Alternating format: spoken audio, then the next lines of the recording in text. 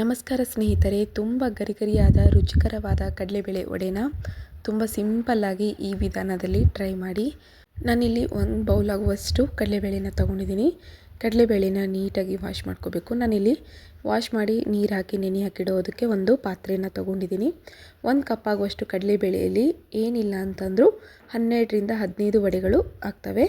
So ಈ ಒಂದು ನೀವೇನಾದರೂ ಸ್ವಲ್ಪ ಕ್ವಾಂಟಿಟಿದಲ್ಲಿ ಮಾಡೋ ಹಾಗಿದ್ದರೆ ಕರೆಕ್ಟಾಗಿ ನೀವಿಲ್ಲಿ 1 ಕಪ್ ಆಗುವಷ್ಟು ಕಡಲೆಬೇಳೆನ ಯೂಸ್ ಮಾಡ್ಕೊಳ್ಳಿ. ಈಗ ನೆನೆ ಹಾಕಿರುವಂಥ ಕಡಲೆಬೇಳೆ ನೋಡಿ ಎಷ್ಟು ಮೆತ್ತಗೆ ಚೆನ್ನಾಗಿದ್ದಾವೆ. ಇದನ್ನು ನಾನು ಏನಿಲ್ಲ ಅಂದರೂ 3 ಗಂಟೆಗಳ ಕಾಲ ನೆನೆ ಹಾಕಿಟ್ಟಿರೋದು. ಕಡಲೆಬೇಳೆನ ಚೆನ್ನಾಗಿ ವಾಶ್ ಮಾಡಿಕೊಂಡು 3 ಗಂಟೆ ತನಕ ನೆನೆ ಹಾಕಬೇಕು. ಈ ರೀತಿ ನೆನೆ ಹಾಕಿದರೆ ಗರಿ ಗರಿಯಾಗಿ ಚೆನ್ನಾಗಿ ಬರುತ್ತೆ. ನೀವೇನಾದರೂ ರಾತ್ರಿ ಹಾಕಿ ಮಾಡೋ ಹಾಗಿದ್ದರೆ ಕ್ವಾಂಟಿಟಿ ಜಾಸ್ತಿ ಹಾಕ್ಕೋಬೇಕಾಗುತ್ತೆ. ನೆಕ್ಸ್ಟ್ ಬನ್ನಿ ಅದಕ್ಕೆ ಮಸಾಲ ರೆಡಿ ಮಾಡ್ಕೊಳ್ಳೋಣಂತೆ. ಮಿಕ್ಸಿ ಜಾರ್ನ ತೊಗೊಂಡಿದ್ದೀನಿ. ಒಂದು 4ರಿಂದ 5 ಮೆಣಸಿನ್ಕಾಯಿ, ಖಾರ ಇದ್ದರೆ ಕಮ್ಮಿ ಹಾಕ್ಕೊಳ್ಳಿ. ಇಲ್ಲಿ 4ರಿಂದ 5 ಮೆಣಸಿನ್ಕಾಯಿ ತೊಗೊಂಡಿದ್ದೀನಿ. ಹಾಗೆ ಹಸಿ ಶುಂಠಿ, ಒಂದು 7ರಿಂದ 8 ಎಸಳು ಬೆಳ್ಳುಳ್ಳಿನ ತೊಗೊಂಡಿದ್ದೀನಿ. ಸ್ವಲ್ಪ ಇಲ್ಲಿ ಪುದೀನನ ಆ್ಯಡ್ ಮಾಡ್ಕೊತಾ ಇದ್ದೀನಿ. ಪುದೀನ ಚೆನ್ನಾಗಿ ತೊಳೆದ್ಬಿಟ್ಟು ಹಾಕ್ಕೊಂಡಿರೋದು. ನೆಕ್ಸ್ಟ್ ಬಂದುಬಿಟ್ಟು ಇದಕ್ಕೆ ಕೊತ್ತಂಬರಿ ಕೂಡ ಹಾಕ್ಕೊತಾ ಇದ್ದೀನಿ. ಮಿಕ್ಸಿ ಜಾರಿಗೆ ಇಲ್ಲಿ ನಾನು ಹಾಕಿರುವಂಥ ಇಂಗ್ರೀಡಿಯೆಂಟ್ಸ್ನ ಮರಿಲಾರ್ದೆ ಮಿಸ್ ಮಾಡಲಾರ್ದೆ ಹಾಕ್ಕೊಳ್ಳಿ. ನೆಕ್ಸ್ಟ್ ಬಂದುಬಿಟ್ಟು 1 ಟೇಬಲ್ ಸ್ಪೂನ್ ಆಗುವಷ್ಟು ಜೀರಿಗೆ, ಹಾಗೆ ಅರ್ಧ ಟೇಬಲ್ ಸ್ಪೂನ್ ಆಗುವಷ್ಟು ಓಮ್ ಕಾಳು ಅಥವಾ ಅಜ್ವೈನ ಹಾಕಿದ್ದೀನಿ. ಈಗ ಇದನ್ನು ತರಿಯಾಗಿ ರುಬ್ಕೋಬೇಕು. ಜಾಸ್ತಿ ರುಬ್ಕೊಳೋದೇನು ಬೇಕಾಗೋದಿಲ್ಲ.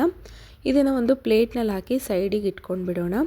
ನೆಕ್ಸ್ಟ್ ಅದೇ ಮಿಕ್ಸಿ ಜಾರಿಯಲ್ಲಿ ನಾವೇನು ಫಸ್ಟಿಗೆ ನೆನೆ ಹಾಕಿ ಇಟ್ಕೊಂಡಿರುವಂಥ ಕಡಲೆಬೇಳೆ ಏನಿದೆ ನೋಡಿ, ಅದನ್ನು ಹಾಕ್ಕೊತಾ ಇದ್ದೀನಿ. ಉಳಿದಿರುವಂಥ ಕಡಲೆಬೇಳೆನ ಸೈಡಿಗೆ ಹಾಗೆ ಇಟ್ಕೊತಾ ಇದ್ದೀನಿ. ಯಾಕಂತಂದರೆ ನಾವು ಮಿಕ್ಸ್ ಮಾಡಬೇಕಾದ್ರೆ ಕಡಲೆಬೇಳೆನ ಹಾಕೋದ್ರಿಂದ ಗರಿಯಾಗಿ ಟೇಸ್ಟ್ ಕೂಡ ಚೆನ್ನಾಗಿರುತ್ತೆ. ಒಂದೊಂದು ಬೈಟ್ನಲ್ಲಿ ಕೂಡ ಕಡಲೆಬೇಳೆ ಸಿಗ್ತಾಯಿದ್ರೆ ಟೇಸ್ಟ್ ಚೆನ್ನಾಗಿ ಬರುತ್ತೆ. ನೆಕ್ಸ್ಟು ನೋಡಿ, ಇವಾಗ ರುಬ್ಕೊಂಡಿದ್ದಾಯಿತು. ಮಿಕ್ಸಿ ಜಾರಿಂದ ರುಬ್ಕೊಂಡಿರುವಂಥ ಕಡಲೆಬೇಳೆನ ತರಿಯಾಗಿ ರುಬ್ಕೊಂಡಿರೋದು ಒಂದು ಪಾತ್ರೆಗೆ ಹಾಕ್ಕೊಳ್ಳೋಣಂತೆ. ನೋಡಿ, ಇವಾಗ ಒಂದು ಪಾತ್ರೆಗೆ ಹಾಕ್ತಾಯಿದ್ದೀನಿ. ಸಣ್ಣ ಮಕ್ಕಳಿಂದ ಹಿಡಿದು ವಯಸ್ಸಾಗಿರೋರು ಎಲ್ಲರಿಗೂ ಕೂಡ ಈ ಕಡಲೆಬೇಳೆ ವಡೆ ಅಂದರೆ ತುಂಬ ಇಷ್ಟ ಆಗುತ್ತೆ. ಅದರಲ್ಲೂ ಕೂಡ ಹಬ್ಬದಲ್ಲಿ ಈ ವಿಶೇಷವಾಗಿ ಕಡಲೆಬೇಳೆ ಮಾಡಿದರೆ ತುಂಬ ಇಷ್ಟಪಟ್ಟು ತಿಂತಾರೆ ಕಡಲೆಬೇಳೆ ವಡೆನ. ನೆಕ್ಸ್ಟ್ ನೋಡಿ, ಒಂದು ಪಾತ್ರೆಯಲ್ಲಿ ಹಾಕಿದ ಮೇಲೆ ನಾನಿಲ್ಲಿ ಮೆಣಸಿನ್ಕಾಯಿ ಪೇಸ್ಟ್ ಏನು ಮಾಡ್ಕೊಂಡಿದ್ನಲ್ವ, ಜೀರಿಗೆ, ಅಜ್ವೈನು ಮತ್ತು ಬೆಳ್ಳುಳ್ಳಿ, ಹಸಿ ಶುಂಠಿ, ಕೊತ್ತಂಬರಿ ಮತ್ತು ಇಲ್ಲಿ ಹಾಕಿರುವಂಥ ಎಲ್ಲ ಇಂಗ್ರೀಡಿಯೆಂಟ್ಸ್ನ ಮಿಕ್ಸ್ ಮಾಡ್ಕೋಬೇಕಾಗುತ್ತೆ. ನೆಕ್ಸ್ಟ್ ಬಂದುಬಿಟ್ಟು ನಾನು ಕಡಲೆಬೇಳೆನ ಅವಾಗೆ ತೆಗೆದಿಟ್ಟಿದ್ನಲ್ವ, ಅದನ್ನು ಕೂಡ ಇದರಲ್ಲಿ ಆ್ಯಡ್ ಮಾಡ್ಕೊತಾ ಇದ್ದೀನಿ. ಎಲ್ಲವನ್ನು ಹಾಕಿದ ಮೇಲೆ ರುಚಿಗೆ ತಕ್ಕಷ್ಟು ಉಪ್ಪನ್ನ ಆ್ಯಡ್ ಮಾಡ್ಕೊಳ್ಳಿ. ಸ್ವಲ್ಪ ಉಪ್ಪು ಏನಿದೆ ಸ್ವಲ್ಪ ಜಾಸ್ತಿ ಹಾಕ್ಕೊಳ್ಳಿ, ಟೇಸ್ಟ್ ಚೆನ್ನಾಗಿರುತ್ತೆ. ಎಣ್ಣೆಯಲ್ಲಿ ಕರೆದ ಮೇಲೆ ಉಪ್ಪು ಕಮ್ಮಿ ಆಗಿಬಿಡುತ್ತೆ. ಕಡಲೆಬೇಳೆ ಹಾಕೋದ್ರಿಂದ ಉಪ್ಪು ಸ್ವಲ್ಪ ಜಾಸ್ತಿ ಹಾಕಬೇಕಾಗುತ್ತೆ. ನಾನಿಲ್ಲಿ 1 ಟೇಬಲ್ ಸ್ಪೂನ್ ಆಗುವಷ್ಟು ಉಪ್ಪನ್ನ ಆ್ಯಡ್ ಮಾಡ್ಕೊಂಡಿದ್ದೀನಿ. ನೆಕ್ಸ್ಟ್ ಬಂದುಬಿಟ್ಟು ಸಣ್ಣದಾಗಿ ಕಟ್ ಮಾಡಿರುವಂಥ ಒಂದು ಈರುಳ್ಳಿನ ಸಣ್ಣದಾಗಿ ಕಟ್ ಮಾಡಿ ಹಾಕ್ಕೊತಾ ಇದ್ದೀನಿ. ನೆಕ್ಸ್ಟ್ ಈಗ ಇಲ್ಲಿ ಸಬ್ಬಸಿಗೆ ಏನಿದೆ ನೋಡಿ ಸೊಪ್ಪು, ಅದನ್ನು ತೊಳೆದ್ಬಿಟ್ಟು ಹಾಕ್ಕೊತಾ ಇದ್ದೀನಿ. ಇದನ್ನು ಸ್ವಲ್ಪ ಕ್ವಾಂಟಿಟಿ ಜಾಸ್ತಿ ಹಾಕಿದರೆ ಸ್ವಲ್ಪ ಈಸಾಗುತ್ತೆ, ಹಾಗಾಗಿ ನೋಡ್ಕೊಂಡು ಹಾಕ್ಕೊಳ್ಳಿ. ಒಂದು ಅರ್ಧ ಕಟ್ ಹಾಕಿದರೆ ಸಾಕಾಗುತ್ತೆ. 1 ಕಟ್ನಲ್ಲಿ ಅರ್ಧ ಹಾಕಿದರೆ ಸಾಕಾಗುತ್ತೆ. ನೋಡಿ, ತೊಳೆದ್ಬಿಟ್ಟು ನೀಟಾಗಿ ಹಾಕ್ಕೊತಾ ಇದ್ದೀನಿ. ಈಗ ಎಲ್ಲ ಹಾಕಿದ ಮೇಲೆ ಸ್ವಲ್ಪ ಮೇಲ್ಗಡೆಯಿಂದ ಕೊತ್ತಂಬರಿ ಕೂಡ ಉದುರಿಸ್ಕೊಂಡು ಇವಾಗ ಇದನ್ನು ಚೆನ್ನಾಗಿ ಕಲಿಸ್ಕೊಳ್ಳೋಣ. ಈ ರೀತಿ ಕಲಿಸ್ಬಿಟ್ಟು ನೀವು ತಟ್ಟಿ ಎಣ್ಣೆಯಲ್ಲಿ ಬಿಟ್ಟು ನಡೆಯುತ್ತೆ. ಇಲ್ಲ ಅಂತಂದರೆ ಒಂದು 10 ನಿಮಿಷ ಬಿಟ್ಟು ನೀವು ಅವಾಗಿಂದವಾಗ ಇನ್ಸ್ಟೆಂಟಾಗಿ ಮಾಡಿಕೊಂಡ್ರೂ ನಡೆಯುತ್ತೆ. ಕಡಲೆಬೇಳೆಯಲ್ಲಿ ಸ್ವಲ್ಪ ಕೂಡ ನೀರು ಹಾಕಲಾರ್ದೆ ರುಬ್ಬಿದರೆ ಏನಿಲ್ಲ ಅಂತಂದರೂ 2ರಿಂದ 3 ಗಂಟೆಗಳ ಕಾಲ ಆರಾಮ್ಸೆ ಇರುತ್ತೆ.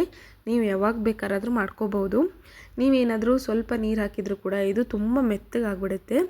ಆವಾಗ ಏನಾಗುತ್ತೆ ಅಂತಂದರೆ ಎಣ್ಣೆಯಲ್ಲಿ ಇದನ್ನು ಹಾಕೋದ್ರಿಂದ, ಕಡಲೆಬೇಳೆ ವಡೆ ಹಾಕೋದ್ರಿಂದ ತುಂಬ ಎಣ್ಣೆ ವೇಸ್ಟ್ ಆಗುತ್ತೆ. ಹಾಗಾಗಿ ಫ್ಲೇಮ್ನ ಕಮ್ಮಿ ಇಟ್ಕೊಂಡ್ಬಿಟ್ಟು ಚೆನ್ನಾಗಿ ರುಬ್ಕೊಂಡ್ಬಿಟ್ಟು ಮಾಡ್ಕೋಬೇಕಾಗುತ್ತೆ. ಇದನ್ನು ನೀವು ಫ್ರೀಝರ್ನಲ್ಲಿ ಕೂಡ ಇಟ್ಕೋಬೋದು. 1 ಅವರ್ ತನಕ ಇಟ್ಕೊಂಡು ಕೂಡ ಮಾಡ್ಕೋಬೋದು, ಏನು ವೇಸ್ಟ್ ಆಗೋದಿಲ್ಲ. ಈಗ ಒಂದೊಂದೇ ಕಡಲೆಬೇಳೆ ವಡೆನ ಬಿಟ್ಕೊತಾ ಹೋಗೋಣ. ಇಲ್ಲಿ ವಡೆ ಬಿಡೋಕ್ಕಿಂತ ಮುಂಚೆನೇ ನಿಮ್ಮ ಕೈಗೆ ಸ್ವಲ್ಪ ಎಣ್ಣೆ ಹಚ್ಕೊಂಡ್ರೆ ನಿಮ್ಮ ಕೈ ಕೂಡ ಅಂಟೋದಿಲ್ಲ. ಹಾಗೆ ಇದನ್ನು ಇಲ್ಲಿ ತಟ್ಕೊಳೋದು ನೋಡಿ, ಈ ರೀತಿ ನಾನು ಒಂದು 4ರಿಂದ 5 ವಡೆಗಳನ್ನು ತಟ್ಟಿ ಸೈಡಿಗೆ ಇಟ್ಕೊಂಡಿದ್ದೀನಿ. ನೀವು ಬೇಕಾದ್ರೆ ಆಗಿಂದಾಗೆ ಹಾಕ್ಕೋಬೋದು, ಇಲ್ಲಾಂದರೆ ಸ್ವಲ್ಪ ಸೈಡಿಗೆ ಒಂದು 4-5 ಮಾಡ್ಕೊಂಡ್ಬಿಟ್ಟು ಕೂಡ ಹಾಕ್ಕೋಬೋದು. ಇಲ್ಲಿ ಒಂದು ಟ್ರಿಕ್ಸ್ ಏನಪ್ಪ ಅಂತಂದರೆ, ಎಣ್ಣೆ ಚೆನ್ನಾಗಿ ಕಾದ್ಮೇಲೆ ಫ್ಲೇಮ್ನ ಕಮ್ಮಿ ಇಟ್ಕೊಳ್ಳಿ. ಕಮ್ಮಿ ಇಟ್ಕೊಂಡು ವಡೆಗಳನ್ನು ಬಿಡೋದ್ರಿಂದ ಒಳಗಡೆ ಭಾಗ ಆಗಿರ್ಬೋದು, ಮೇಲ್ಗಡೆ ಭಾಗ ಆಗಿರ್ಬೋದು ಚೆನ್ನಾಗಿ ಬೇಯುತ್ತೆ. ಎಣ್ಣೆ ಜಾಸ್ತಿ ಜೋರಾಗಿ ಏನಾದರೂ ಗ್ಯಾಸ್ ಫ್ಲೇಮ್ನ ಜಾಸ್ತಿ ಇಟ್ಕೊಂಡ್ಬಿಟ್ಟು ನೀವು ಬಿಡೋದ್ರಿಂದ ಹೊರಗಡೆ ಭಾಗ ಅಷ್ಟೇ ಕಲರ್ ಬರುತ್ತೆ, ಬಟ್ ಒಳಗಡೆ ಏನಿದೆ ಸ್ವಲ್ಪ ಕೂಡ ಬೇಯ್ದಿರೋದಿಲ್ಲ. ಹಾಗಾಗಿ ಫ್ಲೇಮ್ನ ಏನಿದೆ ಕಮ್ಮಿ ಮಾಡ್ಕೊಂಡ್ಬಿಡಿ. ಈಗ ನೋಡಿ, ನಾನು ಹಿಂದೆ ಮುಂದೆ 2 ಕಡೆ ಟರ್ನ್ ಮಾಡ್ತಾಯಿದ್ದೀನಿ. ಒಂದು ಸೈಡ್ ಕಲರ್ ಚೇಂಜ್ ಬಂದಿದೆ ಅಂದ ತಕ್ಷಣ ನೀವು ಇನ್ನೊಂದು ಸೈಡ್ ಚೇಂಜ್ ಮಾಡ್ಕೋಬೇಕಾಗುತ್ತೆ. ಈ ರೀತಿ ನೀವು ಸ್ವಲ್ಪ ಚೇಂಜ್ ಮಾಡ್ಕೊತ ನೀವು ವಡೆ ರೆಡಿ ಮಾಡಿದ್ರೆ ಒಳಗಡೆ ಆಗಿರ್ಬೋದು, ಮೇಲ್ಗಡೆ ಭಾಗ ಆಗಿರ್ಬೋದು ಪರ್ಫೆಕ್ಟಾಗಿ ಚೆನ್ನಾಗಿ ಕ್ರಿಸ್ಪಿಯಾಗಿ ಗರಿಯಾಗಿ ವಡೆ ಬಂದಿರುತ್ತೆ. ನೋಡಿ ಕಡಲೆಬೇಳೆ ವಡೆ ರೆಡಿಯಾಗಿದೆ, ಎಷ್ಟು ಚೆನ್ನಾಗಿ ಬಂದಿದೆ ಅಂತೇಳಿ. ನಾನು ನಿಮ್ಗೆ ಇವಾಗ ಇದನ್ನು ಮುರಿದು ಕೂಡ ತೋರಿಸ್ತೀನಿ ಎಷ್ಟು ಚೆನ್ನಾಗಿ ಒಳಗಡೆ ಕೂಡ ಬೇಯ್ದಿದೆ ಅಂತೇಳಿ. ನೋಡಿ ಇವಾಗ ಎಷ್ಟು ಸೂಪರಾಗಿದೆ ಅಲ್ವಾ. ಇದೇ ರೀತಿ ನೀವು ಒಮ್ಮೆ ಮನೆಯಲ್ಲಿ ಮಾಡಿ.